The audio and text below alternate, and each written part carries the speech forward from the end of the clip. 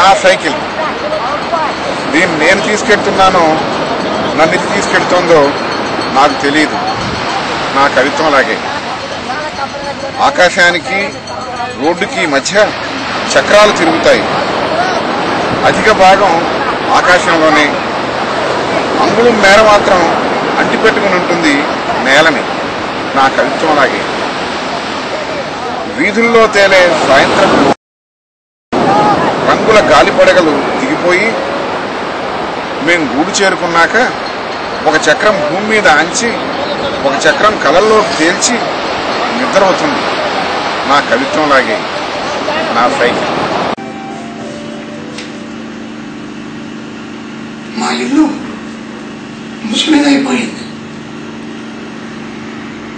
చెప్పేసి కొత్త ఇల్లు కడదామని అనుకుంటున్నాను.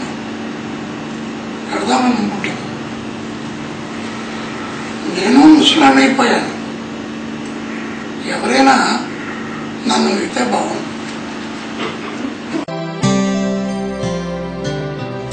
చిగిర్చే చెట్టుకి ఎగిరే పిట్ట ఆదర్శం.